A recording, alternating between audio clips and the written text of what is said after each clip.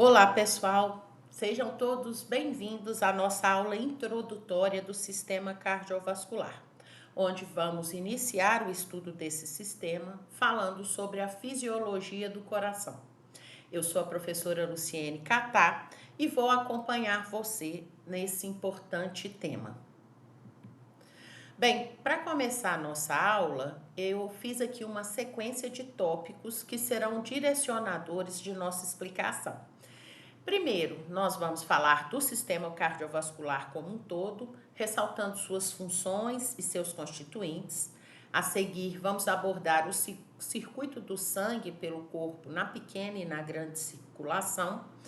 Seguimos falando sobre o coração com suas características estruturais. Vamos falar também sobre o sistema de estimulação do coração, seguido da atividade mecânica do coração, onde abordaremos o ciclo cardíaco.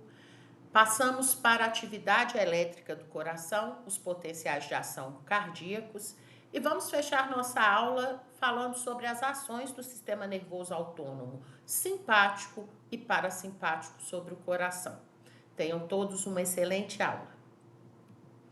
Bem, vamos começar falando do sistema cardiovascular como um todo, onde a função desse sistema é permitir o movimento de sangue, levando para as células tudo aquilo que elas precisam e retirando delas aquilo que pode intoxicá-las. Ou seja, as células são as menores unidades vivas de um ser vivo. E essas células precisam do contato com o meio para se manterem assim. O movimento contínuo do sangue pelo nosso corpo entrega para essas células oxigênio, nutrientes, hormônios, moléculas de defesa. E tão importante quanto entregar para essas células o que elas precisam é retirar delas o lixo, né? Os produtos do metabolismo, aquilo que foi gerado no metabolismo celular e que, se ficar na célula, pode trazer prejuízo à mesma. Então, o movimento do sangue permite essas duas funções: entrega do que é necessário às células e retirada do que pode ser tóxico.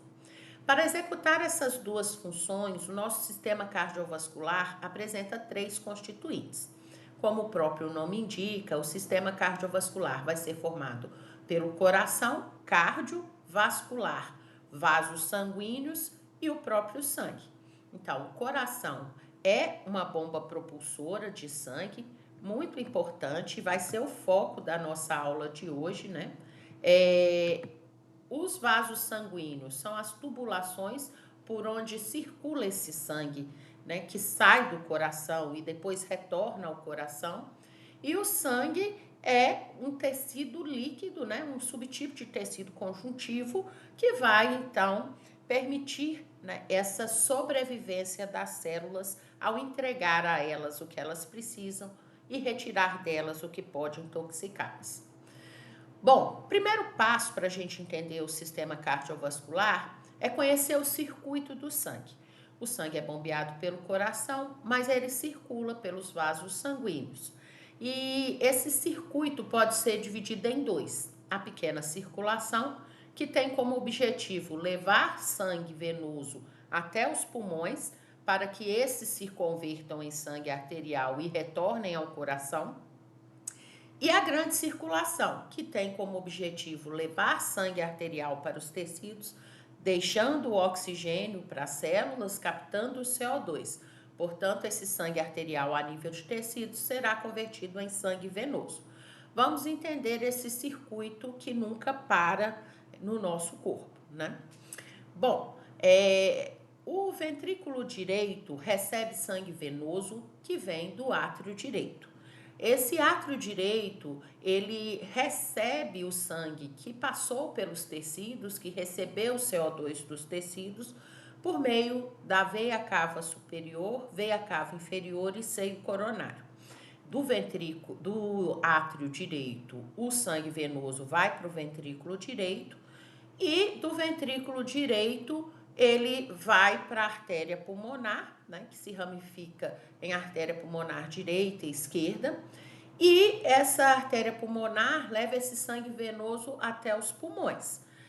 Nos pulmões ocorre a hematose, a troca gasosa nos pulmões, onde o CO2 do sangue venoso é deixado no interior dos alvéolos, no ar alveolar, para ser expirado, e o O2 do ar alveolar passa para o sangue, tornando então o sangue que era venoso em sangue arterial, pois esse sangue venoso perdeu o CO2, ganhou O2, se converteu então em sangue arterial, volta para o lado esquerdo do nosso coração, através das veias pulmonares, chegando ao átrio esquerdo. Bem, esse sangue arterial, ele então vai para o ventrículo esquerdo, já falando de grande circulação, e do ventrículo esquerdo, esse sangue arterial vai ser bombeado para a artéria aorta, que é a maior artéria do corpo. A artéria aorta, ela vai se ramificando e mandando o sangue arterial para todas as partes do corpo, né? Inclusive para o próprio miocárdio, pelo sistema de coronárias, para o cérebro e todos os tecidos, onde esse sangue arterial deixa O2 para as células, capta CO2 das células, é convertido em sangue venoso e aí ele retorna para o lado direito do coração, para o átrio direito, por meio das veias cava superior, inferior, seio coronário, e começa todo o circuito de novo, né? Sangue venoso indo para o pulmão para se converter em sangue arterial e sangue arterial indo para os tecidos, entregar oxigênio e captar CO2, sendo convertido em venoso e retornando ao coração. Então, esse circuito nunca para. A colaboração da circulação linfática é com o intuito de devolver, né, líquidos que foram filtrados a nível de tecido, mas não foram completamente reabsorvidos. Então, os linfáticos devolvem a circulação sanguínea, o excesso de líquido intersticial após a passagem do sangue e, dessa forma, evita o edema. Nós vamos falar mais sobre a circulação linfática adiante e vai ficar mais fácil. Bom, essa aqui é uma figura, né, que mostra o que eu expliquei no slide anterior. E aqui a gente pode perceber, né, que do lado direito do coração circula sangue venoso e esse sangue venoso ele chega no átrio direito vindo do corpo e passa para o ventrículo direito. No momento da contração do ventrículo, esse sangue venoso vai para o tronco pulmonar, que se ramifica em artéria pulmonar direita e esquerda, e a nível de pulmão, esse sangue venoso será convertido em sangue arterial e volta para o átrio esquerdo. Do átrio esquerdo, o sangue arterial passa para o ventrículo esquerdo e no momento da sístole vai pegar a artéria aorta que vai distribuir sangue arterial para todo o corpo. Quando chega a nível de tecidos, esse sangue arterial deixa para as células oxigênio, capta das células o CO2, se converte em sangue venoso, volta para o átrio direito para o circuito continuar. Aqui em amarelo a gente pode ver o papel dos vasos linfáticos em pegar o excesso de líquido que foi filtrado na extremidade arteriolar e não reabsorvido na extremidade venular, evitando assim o edema, pois os linfáticos têm o papel de devolver esse excesso de líquido intersticial para grandes vasos ali próximos ao coração. É importante ressaltar que todos os vasos que chegam ao coração, que são as veias, trazem sangue ao coração, e todos que partem do coração, que são as artérias, levam sangue para fora do coração, se localizam na base. Nosso coração, ele tem um formato piramidal, um formato triangular. Essa parte mais larga a gente chama de base, a parte mais estreita de ápice, né? Os vasos que chegam e partem do coração sempre chegam e partem da base do coração. Bom, o coração se localiza na região do mediastino e aqui nessa figura a gente vê que o ápice é levemente voltado para a esquerda. Podemos ver novamente que todos os vasos que chegam e partem do coração chegam e partem da parte mais alargada da base do coração. Quais são as características do coração, que é a bomba propulsora de sangue? Como eu disse antes, né? Ele se localiza na região do mediastino, entre os dois pulmões, e se apoia no músculo diafragma. O coração mede cerca de 12 centímetros de comprimento, 9 centímetros de largura e 6 centímetros de espessura. Pesa entre 240 a 340 gramas e ele é revestido e protegido pelo pericárdio, que é uma membrana de tecido conjuntivo denso. Existe algo muito importante que a gente sempre tem que ter em mente, que o coração é um órgão oco tetracavitário, ou seja, existem 4 cavidades, 2 superiores, que são os átrios, 2 inferiores, que são os ventrículos. Essas câmaras cardíacas funcionam como um sincício, onde os 2 átrios contraem juntos e depois relaxam juntos, e os 2 ventrículos contraem juntos e depois relaxam ao mesmo tempo, né? Para a gente entender o funcionamento do coração como bomba propulsora de sangue, é importante falar um pouquinho sobre a parede do coração, né? Essa parede contém 3 camadas teciduais. A mais próxima, né, do sangue, da luz, do lúmen do órgão, é o endocárdio. É formada de tecido epitelial, apoiada em tecido conjuntivo. A camada mais espessa e responsável pelo processo de bombeamento cardíaco é o miocárdio, formado de músculo estriado cardíaco. Também possui células ou fibras cardíacas chamadas cardiomiócitos, e o epicárdio, que é de tecido conjuntivo. Bom, aqui a gente consegue ver as características do coração. Ele tem esse formato piramidal, os vasos aqui chegam e saem da base, ele fica na região do mediastino, com o ápice levemente voltado para a esquerda, né? E a gente vai ter os 2 átrios como câmaras menores e os 2 ventrículos como câmaras maiores. É mais fácil a gente ver esse coração num corte coronal, né? Então aqui a gente pode ver os 2 átrios, aqui os 2 ventrículos. Importante, o sangue que flui pelo lado direito do coração é sangue venoso. E ele não se mistura com o sangue que circula pelo lado esquerdo do coração, que é sangue arterial, porque existe um septo muscular aqui que não permite essa comunicação. Outro ponto importante, entre o átrio direito e o átrio esquerdo, nós temos uma válvula atrioventricular que a gente chama de tricúspide. E entre o átrio esquerdo e o ventrículo esquerdo, a gente também tem uma válvula atrioventricular que a gente chama de bicúspide ou mitral. Além das válvulas que ficam entre átrios e ventrículos, tricúspide e mitral, nós temos também na abertura do tronco pulmonar a válvula semilunar pulmonar e na abertura da aorta a válvula semilunar aórtica. Esse conjunto de válvulas, tanto as atrioventriculares quanto as semilunares, tem o papel de permitir o fluxo unidirecional do sangue pelo coração. Ou seja, as valvas ou válvulas impedem o fluxo retrógrado do sangue, fazendo assim que o sangue nunca volte para o local de onde ele veio. Nós vamos ver isso mais adiante.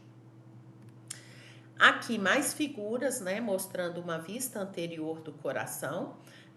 Nós podemos ver que o nosso coração, ele é irrigado, tem o seu miocárdio nutrido por um ramo da aorta que forma o sistema de coronárias, né, o primeiro ramo da aorta, ou seja, o sangue que preenche o nosso coração não nutre o nosso coração, ele está ali dentro das câmaras cardíacas para ser bombeado. O que oxigena e nutre o nosso miocárdio é uma ramificação da aorta, que é o sistema de coronárias, importantíssimo para a nutrição do miocárdio.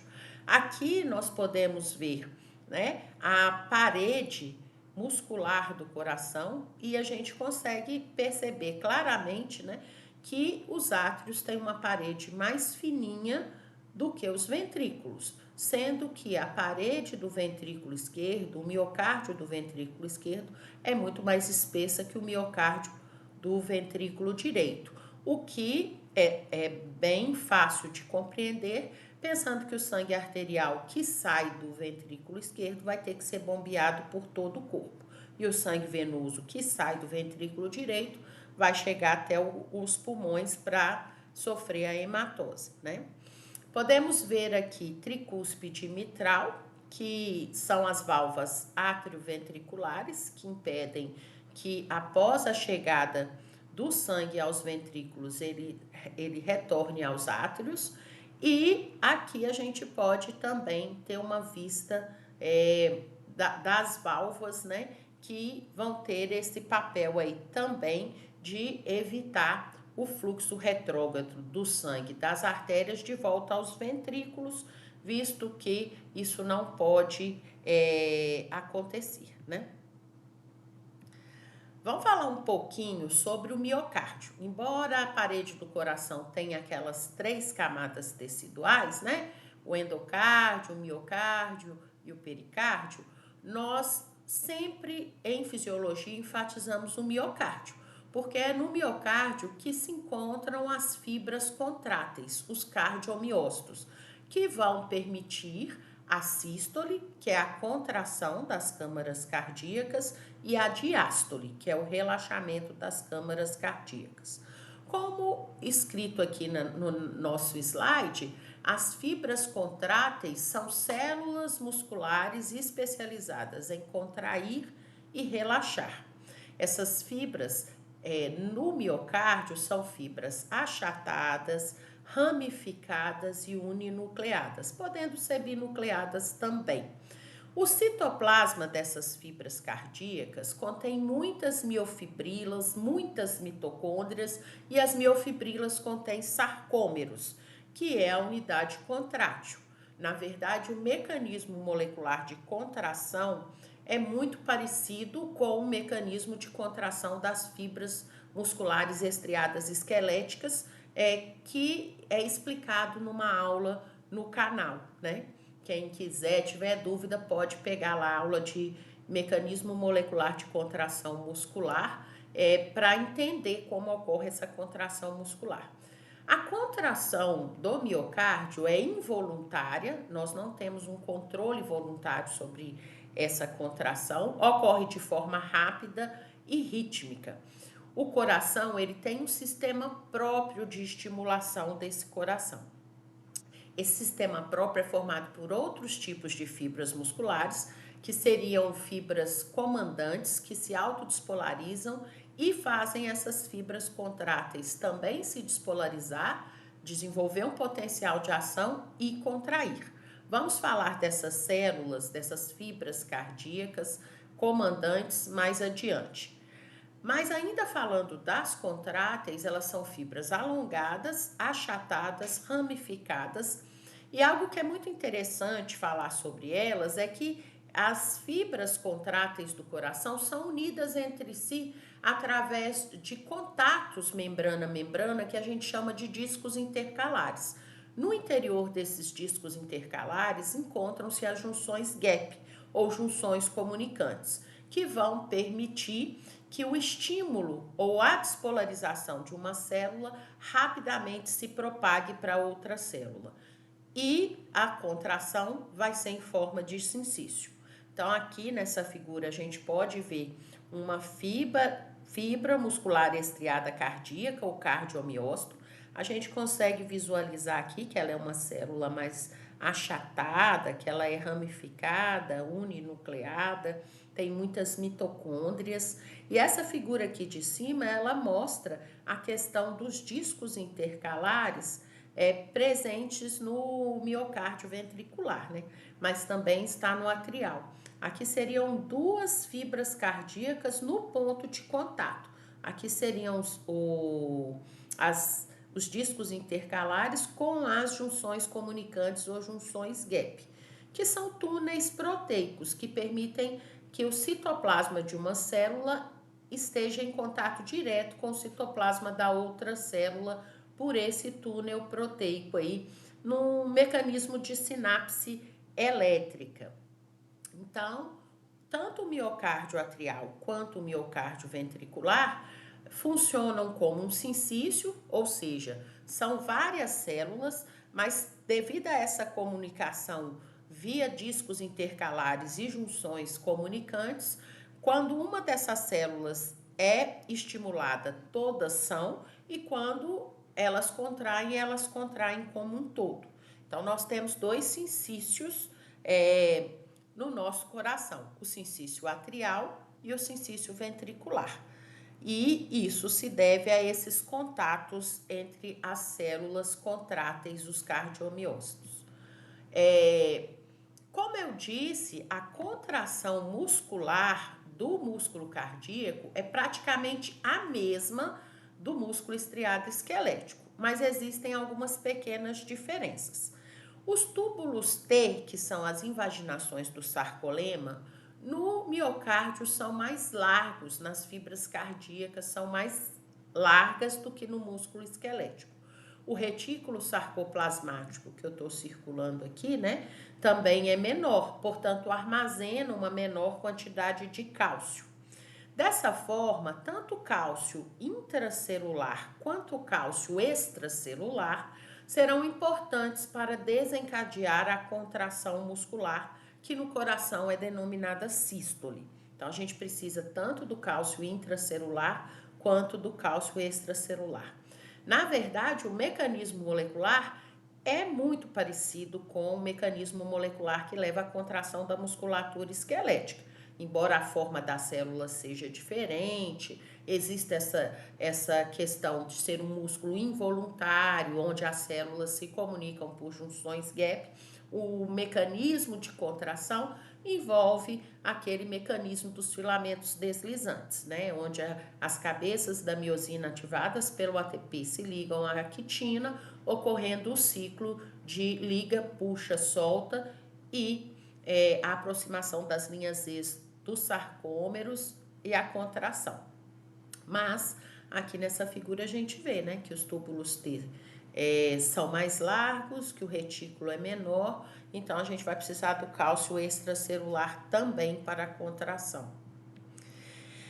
Bom, não podemos falar só das fibras cardíacas contráteis, né? Na verdade, o nosso coração funciona como bomba propulsora de sangue devido à comunicação das fibras cardíacas contráteis com as fibras cardíacas autorrítmicas ou marca-passo. Quem são elas, né? Essas fibras autorrítmicas ou marca-passo são fibras musculares que não são especializadas em contrair e relaxar. Elas são fibras musculares que podemos chamar de fibras comandantes. Elas são especializadas em gerar estímulos que levam à atividade elétrica intrínseca e rítmica do coração. Ou seja, essas fibras cardíacas autorrítmicas ou marca-passo estão presentes no sistema de estimulação do coração. E elas são capazes de gerar potenciais de ação espontâneos, ou seja, devido aos canais que elas apresentam em suas membranas, elas se autodespolarizam e essa autodespolarização se espalha para todo o miocárdio, porque elas também se comunicam com as fibras contráteis via junção gap, induzindo potenciais de ação nas fibras contráteis, as fibras contráteis então vão se contrair. Isso nos mostra que na parede do nosso coração existem dois grupos de fibras musculares. A maioria das fibras que formam a parede dos átrios, o miocárdio atrial, a parede dos ventrículos, o miocárdio ventricular, são as fibras cardíacas contráteis ou cardiomiócitos. Porém, para essas fibras se contraírem, elas precisam receber comandos que vêm das fibras cardíacas autorrítmicas ou marca-passo, que estão em menor quantidade e estão em locais específicos aí da parede do coração, mas sem elas nós não teremos o estímulo para que as contráteis se contraiam. Morfologicamente, essas fibras autorrítmicas, elas não têm tantas miofibrilas, nem sarcômeros, nem a maquinaria contrátil, porque o papel delas é se autodespolarizar, induzir a despolarização das fibras contráteis. Só que as contráteis, quando despolarizam, por ter toda a maquinaria contrátil, elas contraem. Bom, então, nós vamos entender melhor a relação entre as fibras cardíacas autorrítmicas e as fibras cardíacas contráteis nos slides adiante, tá certo? Bom, antes da gente falar mais sobre o sistema de autoestimulação do coração, é importante a gente falar um pouquinho sobre o ciclo cardíaco. O que é o ciclo cardíaco? O ciclo cardíaco é a sequência de eventos que ocorre entre um batimento cardíaco e o próximo. Entre um tum-tá e o próximo tum-tá. Esse ciclo cardíaco, ele apresenta fases, e essas fases apresentam subfases. As verdadeiras bombas propulsoras do coração são os ventrículos. Nós entendemos que o sangue deixa o nosso coração a partir da sístole ventricular.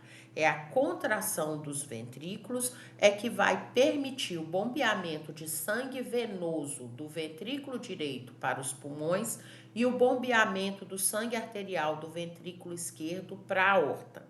Então, todo o ciclo cardíaco leva em consideração o que acontece nos ventrículos. Então, as fases do ciclo cardíaco vão ser enchimento ventricular, sístole ventricular e diástole ou relaxamento ventricular. Lembrando que sístole é contração e diástole relaxamento, certo? Bom, como eu disse para vocês, essas 3 fases do ciclo cardíaco apresentam subfases. E aí, nessa figura, a gente consegue entender isso. Eu disse anteriormente que o sangue venoso chega no átrio direito, vindo das veias cava superior, veia cava inferior e seio coronário. Ao mesmo tempo que o sangue venoso chega no átrio direito, o sangue arterial chega no átrio esquerdo, vindo do pulmão. Esse sangue vem pelas veias pulmonares e o que acontece é, chegando sangue venoso no átrio direito e chegando sangue arterial no átrio esquerdo, nós teremos um aumento de pressão em ambos os átrios. Nesse período, os ventrículos estão se relaxando após uma sístole. O que acontece? Com a chegada de sangue venoso no átrio direito e de sangue arterial no átrio esquerdo, a pressão dentro dos átrios aumenta. Nesse momento, tricúspide e mitral estão fechadas e a chegada de mais sangue vai fazer com que a pressão nos átrios se torne maior do que a pressão nos ventrículos que estão em diástole. Quando a pressão nos átrios se torna maior do que a pressão nos ventrículos, tricúspide e mitral se abrem. E aí a gente começa a mandar sangue dos átrios para os ventrículos, iniciando a fase 1, que é do enchimento ventricular, que é o enchimento passivo. 70% do sangue que preenche os ventrículos flui passivamente, devido à abertura de tricúspide mitral, que são as válvulas atrioventriculares. A sístole atrial, que é a contração dos 2 átrios, termina de encher os ventrículos de sangue, manda mais 30% do sangue para completar o enchimento ventricular. Então, o que nós vamos ver é que a fase de enchimento ventricular é em parte passivo e em parte ativo. E a sístole atrial só termina de encher os ventrículos de sangue. Bom, logo após essa sístole atrial, os ventrículos vão estar repletos de sangue e a pressão nos ventrículos vai se tornar maior do que a pressão nos átrios. Isso porque após a sístole, eles vão entrar em diástole. Para que o sangue não volte para os átrios, que é a área de menor pressão, o sangue sempre quer ir da área de maior pressão para a área de menor pressão, nós teremos o fechamento da tricúspide da mitral, das válvulas atrioventriculares, gerando a primeira bulha cardíaca, que é o TUM, do TUM, tá? E evitando assim que o sangue volte para os átrios. Nesse momento, o que nós temos são 2 ventrículos repletos de sangue. Esse ventrículo está ainda relaxado e ele então está com uma pressão alta. Nessa fase onde o enchimento ventricular está completo, as válvulas atrioventriculares se fecharam, a pressão vai aumentar ainda mais porque nós vamos ter estímulo para que ambos os ventrículos se contraiam do ápice para a base. E aí nós vamos ter uma sístole, uma contração isovolumétrica, os ventrículos estão se contraindo, mas as 4 válvulas ainda estão fechadas e o aumento de pressão dentro dos ventrículos vai ocorrer. Quando a pressão nos ventrículos se torna maior do que a pressão nas artérias, as válvulas semilunares, aórtica e pulmonar vão se abrir e o sangue então vai ser ejetado primeiramente sobre forte pressão para as artérias, né, ocorrendo uma ejeção rápida, seguida de uma fase de ejeção mais lenta depois que já aliviou a pressão aqui nos ventrículos.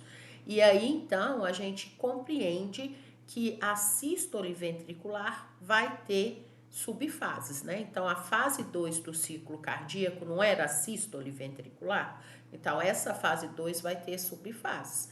Então, primeiro, a gente vai ter a contração isovolumétrica, onde as 4 válvulas estão fechadas, tanto as atrioventriculares quanto as semilunares estão fechadas, os ventrículos estão contraindo, mas não está saindo sangue para as artérias. Então, por isso, contração isovolumétrica, o volume permanece o mesmo aí. A seguir, a pressão nos ventrículos se torna muito maior que nas artérias, teremos a abertura das semilunares, o sangue vai ser ejetado rapidamente, então teremos a subfase de ejeção rápida, seguida da subfase de ejeção lenta. No final da ejeção, a pressão nas artérias vai se tornar maior do que a pressão nos ventrículos. E isso vai ser acentuado porque depois da sístole nós vamos ter uma diástole. O que acontece para o sangue não voltar da área de maior pressão, que são as artérias, para a área de menor pressão, que é os ventrículos? O fechamento das semilunares, gerando a segunda bulha cardíaca, que é o tá do tum-tá. E aí, os ventrículos, eles vão relaxar novamente e é importante ressaltar que nem todo o sangue é ejetado do ventrículo para a artéria, né? Uma parte do sangue permanece aí no ventrículo, a gente vai ter o relaxamento isovolumétrico e vamos começar o ciclo todo novamente, né? As 4 câmaras ainda em diástole, nós vamos ter a chegada do sangue venoso no átrio direito, simultaneamente chegada de sangue arterial no átrio esquerdo, aumento de pressão, abertura de válvulas atrioventriculares, início do enchimento passivo, depois sístole atrial, vai terminar o enchimento ventricular, aí nós vamos ter contração isovolumétrica, após fechamento de tricúspide mitral, abertura das semilunares, ejeção rápida, ejeção lenta e vamos ter fechamento de semilunares e aí o ciclo vai se repetindo. O número de ciclos cardíacos por minuto é a nossa frequência cardíaca, né? Então, a frequência cardíaca nada mais é do que o número de ciclos cardíacos por minuto, certo? Então, o que a gente precisa conhecer a respeito de volumes cardíacos, né? Vocês vão precisar muito trabalhar aí com esses volumes cardíacos. Nós vamos ver que o volume diastólico final é a quantidade de sangue que um ventrículo comporta no final da diástole. Ou seja, o volume diastólico final é aquele volume que chega no ventrículo após a abertura de tricúspide mitral, né, a abertura das válvulas atrioventriculares. Aí a gente tem um enchimento passivo, depois nós vamos ter a sístole atrial e vamos ter o enchimento ativo. E esse volume de enchimento do ventrículo, durante a diástole do mesmo, a gente dá o nome de volume diastólico final. E é cerca de 120 e 130 ml para um ventrículo, né? Quando o ventrículo entra em sístole, o que vai acontecer, né? Primeiro, a gente vai ter a contração isovolumétrica, pois as válvulas atrioventriculares e semilunares estão fechadas, mas quando a pressão nos ventrículos se torna muito alta, vai ter a abertura das válvulas semilunares, aórtica e pulmonar, e aí a gente vai ter a fase de ejeção rápida, seguida da fase de ejeção lenta, né? E aí, cerca de 70 ml desses 120, 130 ml que estavam preenchendo o ventrículo serão bombeados para a artéria. Vamos levar em consideração o ventrículo esquerdo bombeando sangue para a aorta, né? Então, o ventrículo esquerdo repleto de sangue, ele vai estar com um volume mais ou menos de 130 ml. Quando a gente tem a sístole ventricular, e aí a gente tem aquelas 3 subfases, né? Que é a contração isovolumétrica, ejeção rápida, ejeção lenta, 70 ml desse valor total será bombeado lá para a artéria aorta. Bom, mas o que fica, né? O que fica no ventrículo a gente chama de volume sistólico final. É o volume que permanece no ventrículo após a sístole, é mais ou menos 50 a 60 ml. Então, no momento da sístole ventricular, o que sai é o débito sistólico. Alguns livros falam volume sistólico, mas geralmente é o débito, é aquilo que sai, débito sistólico. E o que fica é o volume sistólico final. Aí, a partir desses volumes, a gente calcula o débito cardíaco. O que seria o débito cardíaco?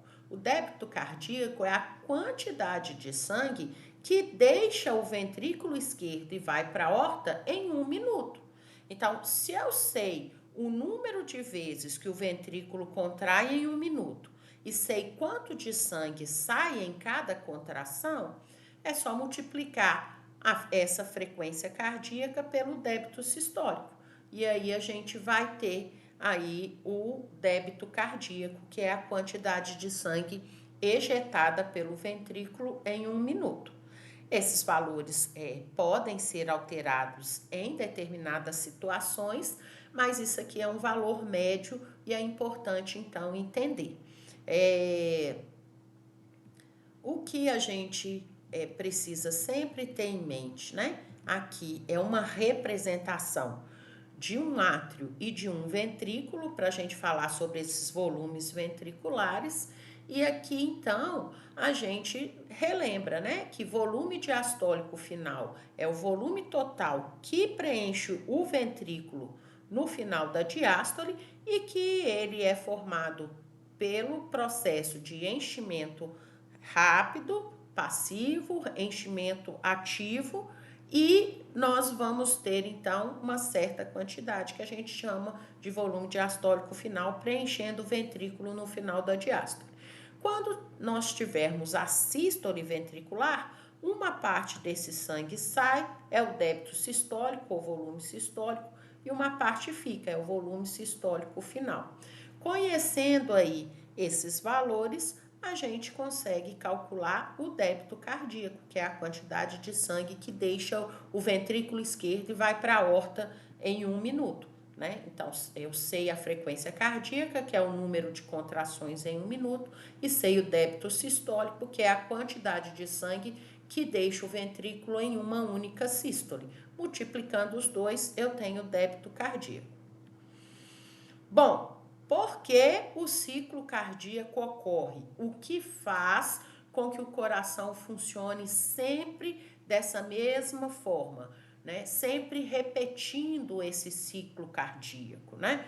Primeiro lá a gente vai ter o enchimento ventricular com suas subfases, né? Enchimento passivo, enchimento ativo. Depois a gente vai ter a sístole ventricular com as suas subfases, né? Contração isovolumétrica, ejeção rápida, ejeção lenta. Depois o relaxamento ventricular, com esse relaxamento isovolumétrico, e começa tudo de novo, né? Isso só é possível devido ao sistema de condução do coração, que é o sistema de estimulação do coração. O coração, ele tem um sistema próprio para sua estimulação, independente do sistema nervoso. O que o sistema nervoso faz é alterar o padrão de trabalho desse sistema de condução do coração. Mas o coração, ele funciona sempre numa mesma frequência cardíaca, porque, como eu disse anteriormente, na parede do coração a gente tem fibras contráteis, mas também a gente tem as fibras marca-passo ou autorrítmicas, que vão formar um sistema de estimulação do coração, um circuito de condução do coração que gera e propaga sinais elétricos para que o coração funcione independente do sistema nervoso. Quais seriam os constituintes desse sistema de condução do coração? O primeiro constituinte é o nó sinoatrial. É uma estrutura formada por células autorrítmicas ou marca-passo, células autodespolarizantes, fica próximo à abertura da veia cava superior e ele dita a frequência cardíaca. É o primeiro a se despolarizar, né? A seguir, nós temos as vias internodais. Essas vias internodais, elas vão espalhar o estímulo elétrico gerado no nó sinoatrial para ambos os átrios e também em direção a um outro nó, que fica entre átrio e ventrículo direito, que é o nó atrioventricular. O papel desse nó atrioventricular é segurar o estímulo dos átrios para os ventrículos para que os átrios contraiam antes dos ventrículos, pois para a gente é interessante que os átrios se contraiam para terminar de encher os ventrículos de sangue e só depois disso ocorra a potente sístole ventricular. Então, o nó atrioventricular, ele é uma estrutura também formada por células autorrítmicas ou marca-passo que gera um retardo na condução dos átrios para os ventrículos, para que os átrios se contraiam antes dos ventrículos, ambos os átrios se contraiam para encher ambos os ventrículos de sangue por causa do nó atrioventricular. O nó atrioventricular, ele manda estímulo após o retardo que ele ocasiona para o feixe de His e para as fibras de Purkinje, que é um sistema que espalha o estímulo para que os ventrículos se contraiam do ápice para a base, pois todos os vasos que chegam e saem do coração saem da base. Então, a gente pode ver esse sistema de uma forma melhor aqui nessa figura, né? Então, aqui onde eu estou circulando é o nó sinoatrial, é o marca-passo natural do coração. As células autorrítmicas ou marca-passo que estão aqui, elas são capazes de autodespolarizar e através das vias internodais espalham o sinal elétrico gerado aqui, a despolarização para os dois átrios. Aqui a gente tem um ramo, né, de condução do átrio direito para o átrio esquerdo. E também essas vias internodais fazem o contato com o nó atrioventricular. Esse nó atrioventricular, ele tem células marca-passo, mas com menor número de junções gap, são células mais hiperpolarizadas, e isso é responsável pelo retardo do estímulo para os ventrículos, pois segurando esse estímulo elétrico um pouquinho, dá tempo dos átrios se contraírem, terminarem a fase de enchimento ventricular, que iniciou passivamente, mas ela termina ativamente por causa da sístole, né? Comandada aqui pelo nó sinoatrial e pelas vias internodais. E aí, só depois que os ventrículos estão cheios de sangue e ocorreu o fechamento das válvulas atrioventriculares, esse nó atrioventricular espalha o estímulo elétrico pelo feixe de His e pelas fibras de Purkinje, que rapidamente espalham esse estímulo elétrico para que todas as fibras ventriculares se contraiam, né, ao mesmo tempo na forma de sincício ventricular. Aí nós vamos ter lá aquela sístole isovolumétrica, abertura das semilunares, ejeção rápida, ejeção lenta. Ou seja, para que o nosso coração funcione, gerando vários ciclos cardíacos por minuto, cerca de 70 a 100 batimentos cardíacos por minuto, 70 a 100 ciclos cardíacos por minuto, a gente precisa tanto das células contráteis, formando o miocárdio atrial e o miocárdio ventricular, mas a gente precisa das células do sistema de estimulação ou de condução do coração. Elas são minorias, ficam mais do lado direito do coração e trabalham sempre dessa mesma forma, né?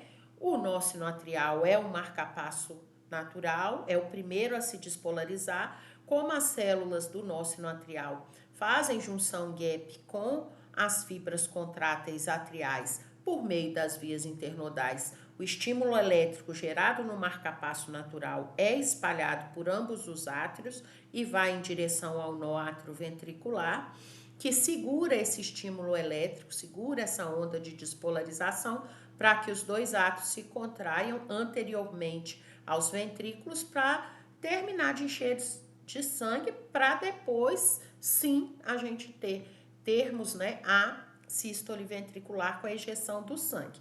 Então aqui, né, ainda do lado direito, entre átrio e ventrículo, a gente tem um nó atrioventricular, também formado por células marcapasso, né, feixe de His e fibras de Purkinje, que tem o papel de espalhar o estímulo para que ambos os ventrículos se contraiam e o sangue venoso do ventrículo direito pegue o caminho aí do tronco pulmonar e vá para o pulmão sofrer hematose, ser convertida em sangue arterial, e o sangue arterial do ventrículo esquerdo vá para a aorta para ser distribuído por todo o corpo. Então, se a gente tirar o coraçãozinho de um ratinho, né, do corpo dele, esse coraçãozinho continua funcionando independente do estímulo nervoso, mas isso só é possível por causa dessas células do sistema de condução do coração, da capacidade dessas células despolarizarem independente do sistema nervoso. E aí a gente entra no porquê, né? Por que que essas células do sistema de estimulação do coração, elas conseguem, então, gerar e propagar um potencial de ação, né? Na verdade, as células presentes no nó sinoatrial, no nó atrioventricular, são células autodespolarizantes. Essas células, elas têm um tipo de canal de cotejamento de sódio que a gente chama de canal de sódio IF. O potencial de repouso dela está sempre subindo. Por quê? Porque um canal de vazamento é um canal iônico que vai estar aberto no potencial de repouso. Como ele é um canal de sódio, ali na membrana da célula do nó sinoatrial, a gente tem uma goteirinha de sódio, que permite uma entrada gradual de sódio. Se o sódio está entrando e ele é positivo, o potencial de repouso, que era de menos 60, ele está sempre subindo. Quando se atinge uma voltagem de mais ou menos menos 40 milivolts, o que acontece? Essa mudança de voltagem aciona a abertura dos canais sensíveis à voltagem. Os primeiros canais que se abrem na membrana da célula marcapasso são os canais rápidos de cálcio. E como a gente tem mais cálcio no leque, A abertura dos canais rápidos de cálcio sensíveis à voltagem permite um influxo maciço de cálcio e a célula então tem um pico de despolarização devido a esse influxo de cargas positivas. Em torno de mais 40, mais 30, esses canais de cálcio são inativados e abrem-se os canais de potássio sensíveis à voltagem. A célula para de ganhar carga positiva e passa a perder, pois como temos mais potássio no líquido intracelular, nós vamos ter uma corrente de efluxo de potássio. A célula que parou de receber carga positiva passa a perder carga positiva e então repolariza. Então, esse é o potencial de ação das células marca-passo ou autorrítmicas. E qual a importância de se entender esse potencial de ação? Bom, para a gente entender isso aqui, a gente precisa relembrar que, do mesmo jeito que existem junções gap unindo o citoplasma de uma célula contrátil com outra célula contrátil na parede do miocárdio, na parede do coração, no miocárdio, existem junções gap entre essas células autorrítmicas do nó com as células contráteis. Então, quando ocorre esse gotejamento de sódio, essa entrada gradual de sódio aqui pelos canais IF, né? Que só a célula marca-passo tem. E depois um influxo maciço de cálcio pelos canais rápidos de cálcio sensíveis à voltagem, esses íons positivos, sódio e cálcio, vão passar pela junção gap e atingir a célula contrátil, o cardiomiócito. E aí, a chegada desses sódio e cálcio passando pela junção gap vai fazer com que o potencial de repouso, que era em torno de menos 80 milivolts, suba um pouquinho, por exemplo, para menos 60, devido à passagem de sódio e cálcio da célula marca-passo para a contrátil. E aí nós vamos ter início a um potencial de ação na contrátil, com canais iônicos sensíveis à voltagem se abrindo, abrem-se primeiro, né? Os canais de sódio sensíveis à voltagem, teremos um influxo de sódio, um pico de despolarização. Aí, em torno de mais 40, os canais rápidos de sódio sensíveis à voltagem se fecham e começam a se abrir os de potássio, ocorrendo um efluxo de potássio. E aí a célula começa a ter uma repolarização. Mas nas fibras cardíacas contráteis, a gente vai ter a participação de um outro tipo de canal que a gente ainda não tinha estudado, que são os canais lentos de cálcio sensíveis à voltagem. Então, ao mesmo tempo que a célula perde potássio pela abertura dos canais de potássio sensíveis à voltagem e ela começa a querer se repolarizar, ela se mantém despolarizada por influxo de cálcio pelos canais lentos de cálcio. Então, se eu tenho efluxo de potássio, efluxo de carga positiva, simultaneamente ao influxo de cálcio, que é carga positiva também, eu mantenho a célula em platô, eu mantenho ela despolarizada por um tempo.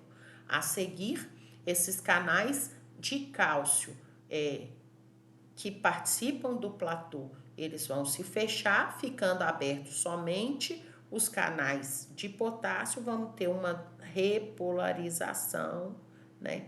E até um pouquinho de hiperpolarização. O que nós vamos ver? O platô nos átrios é menor do que o platô nos ventrículos. É lógico, a gente entende isso, né? A contração atrial é anterior à contração ventricular, porque a contração atrial é para terminar o enchimento ventricular, né? Então, nos átrios, o platô dura menos, é menor, porque eu tenho que pensar o seguinte: esse cálcio que está entrando aqui na fase de platô, ele vai desencadear a saída de cálcio do retículo sarcoplasmático. Então, o cálcio extracelular entra e desencadeia a saída de cálcio do retículo. Esse aumento de cálcio no interior do cardiomiócito vai induzir a contração, pelos motivos que a gente já sabe. O cálcio se liga na troponina, a troponina desloca a tropomiosina da posição bloqueadora, a cabeça da miosina ativada pelo ATP, liga, puxa, solta, e aí a gente vai ter a sístole. Ou seja, o que é que nós vamos perceber claramente? A gente primeiro precisa de um potencial de ação na célula do sistema de condução do coração, a gente precisa do potencial de ação na célula autorrítmica ou marca-passo, porque esse potencial de ação, a despolarização dessa célula, induz a despolarização das células contráteis. As células autorrítmicas, ao se despolarizar, não contraem, porque elas não têm a maquinaria contrátil e o papel delas não é contrair, né? Já as células contráteis, os cardiomiócitos, ao se despolarizarem, elas se contraem. Por quê? Porque a despolarização ela se mantém no momento do platô, devido ao influxo de cálcio, primeiro pelos canais lentos de cálcio, que se abrem logo após a abertura dos canais de potássio, que iniciam essa repolarização, e esse cálcio que entra induz saída de cálcio do retículo, e com o aumento de cálcio no sarcoplasma, nós teremos o gatilho para a contração da musculatura cardíaca para a sístole. Primeiro sístole atrial, a seguir sístole ventricular.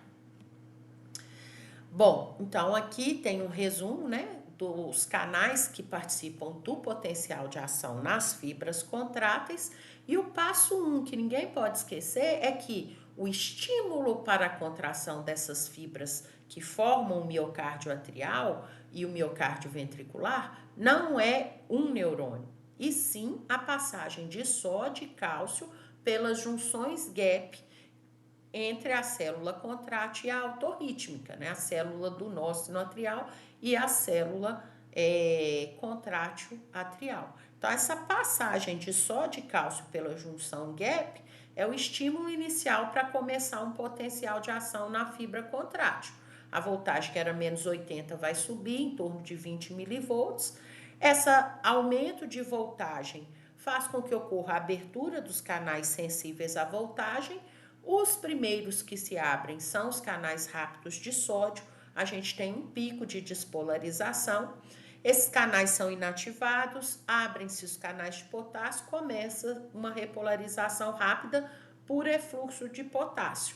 Porém, nas células cardíacas contráteis, nesse momento, antes de repolarizar, a gente vai ter a abertura dos canais lentos de cálcio e o efluxo de potássio acompanhado do influxo de cálcio gera o platô, mantém a célula despolarizada.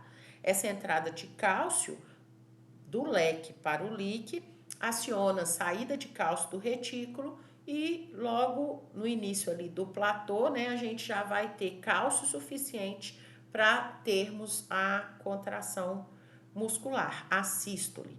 O fechamento dos canais de cálcio levam à repolarização devido à saída de potássio. Aqui a gente pode ver então as 4 câmaras cardíacas, né? Os 2 átrios, os 2 ventrículos, o septo interatrial e interventricular, que não deixa o sangue se misturar.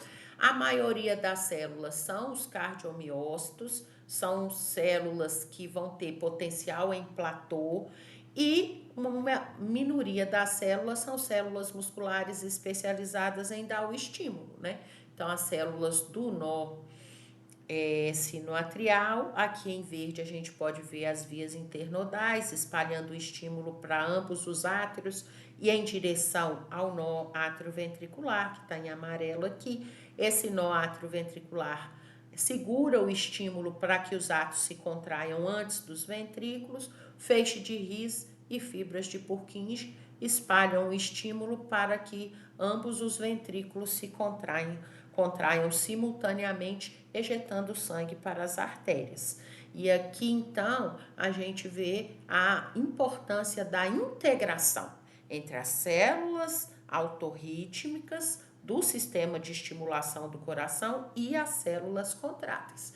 Eu tenho que ter primeiro o potencial de ação na célula autorrítmica, eu tenho que ter a passagem de sódio e cálcio pela junção gap para a célula contrátil, para que ocorra um potencial de ação nessa célula contrátil e então ela se contraia Ambos os átrios se contraem numa forma de sincício para ocorrer a sístole atrial que termina de encher os ventrículos de sangue. Depois, ambos os ventrículos se contraem como um sincício para que o sangue seja ejetado. O sangue venoso do átrio, do ventrículo direito vai para o pulmão, sofrer hematose, e sangue arterial do ventrículo esquerdo vai para a aorta para distribuir oxigênio por todo o corpo. Aqui a gente pode ver juntos, né, o potencial de ação nas células marca-passo, aqui no nosso sino atrial, né, sendo o primeiro a se despolarizar, e a seguir nós vamos ter o potencial de ação no miocárdio atrial com o platô, aqui no átrio ventricular, né, que segura um pouquinho esse estímulo para só depois a gente espalhar pelo feixe de His e fibras de Purkinje o potencial de ação, e aí eu tenho a contração das fibras ventriculares. Então, esse processo, né, em sequência, vai gerando ali o ciclo cardíaco. E a gente pode estudar a atividade elétrica do coração através do exame, que é o eletrocardiograma, onde a primeira ondinha do eletrocardiograma é a onda P, representa a despolarização atrial. A seguir, nós vamos ter o complexo QRS, que representa a despolarização ventricular, e a seguir a onda T, repolarização ventricular. Então, através do eletrocardiograma, a gente consegue verificar se a sequência de eventos está ocorrendo de forma adequada, certo? Então, aqui a gente pode ver que, embora, né, o nosso coração tenha aí estruturas que geram comandos para que o ciclo cardíaco ocorra, se a gente dependesse só do sistema de autoestimulação do coração para esse coração funcionar, o que iria acontecer seria que teríamos a mesma frequência cardíaca durante toda a nossa vida, o que é incompatível com a vida, né? Pois em alguns momentos, em situações de estresse, eu preciso aumentar essa atividade cardíaca para bombear sangue mais rapidamente para minha musculatura, caso eu precise lutar ou fugir. Em outros momentos, eu preciso diminuir a minha frequência cardíaca porque eu estou num período de recuperação, como um sono, né? Então, a gente entende que para o coração funcionar, a gente precisa do sistema de autoestimulação cardíaca, das células marca-passo e das estruturas do sistema de condução do coração. Porém, para fazer os ajustes de frequência cardíaca, a gente vai precisar do sistema nervoso autônomo, simpático e parasimpático. E aí, o que a gente percebe, né? Essa figura nos mostra que para o nosso coração chegam, né, os sinais parasimpáticos e chegam os sinais simpáticos. O parasimpático, ele vem via nervo vago para os dois nós, nó sinoatrial e nó atrioventricular. O que a gente vai ver é que esses neurônios do parasimpático vão liberar aqui nas células marca-passo a acetilcolina, que é o neurotransmissor liberado por terminações parasimpáticas no efetuador. Essa liberação de acetilcolina vai ocasionar bradicardia, diminuição da frequência cardíaca e algum efeito de diminuição da força de contração. Como que isso ocorre? A acetilcolina, liberada pelos terminais parasimpáticos, se liga a receptores muscarínicos lá na membrana das células marca-passo. Essa ligação deixa mais canais de potássio ativos, fazendo com que ocorra uma hiperpolarização. As células hiperpolarizadas terão menos despolarizações por minuto, portanto, né, os potenciais de ação nas contráteis vão gerar menos contrações por minuto, bradicardia. Já os neurônios do simpático, eles vão fazer sinapse não só com as células dos nós, mas também com as células contráteis da parede dos átrios e dos ventrículos.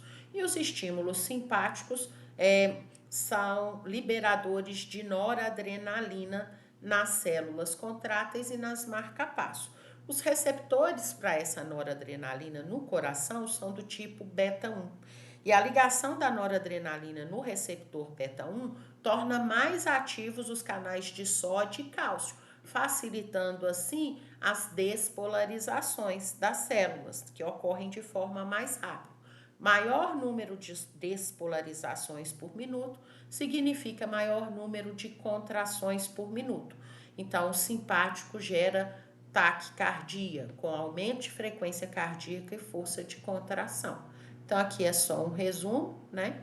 Então, a inervação simpática, ela tem uma ação disseminada, o neurotransmissor liberado nas fibras cardíacas contráteis e autorrítmicas é a noradrenalina. Os receptores presentes na membrana dessas células são do tipo beta 1. A ligação da noradrenalina no receptor beta 1 vai permitir uma maior ativação dos canais de cálcio e sódio, o que resulta em um maior número de despolarizações e, consequentemente, de contrações por minuto. Aqui é dado o nome de taquicardia. A estimulação simpática sobre o coração aumenta a frequência cardíaca e a força de contração. A estimulação parasimpática, que vem via nervo vago, alcança somente os nós sinoatrial e atrioventricular. O neurotransmissor liberado é a acetilcolina e na membrana das células autorrítmicas teremos os receptores muscarínicos. A ligação da acetilcolina no receptor muscarínico deixa mais ativos os canais de potássio, que resulta em uma hiperpolarização e bradicardia, diminuição da frequência cardíaca principalmente. Com esse slide, eu termino a nossa aula da fisiologia cardíaca, do coração como bomba propulsora de sangue. Espero ter contribuído com vocês e até uma próxima aula.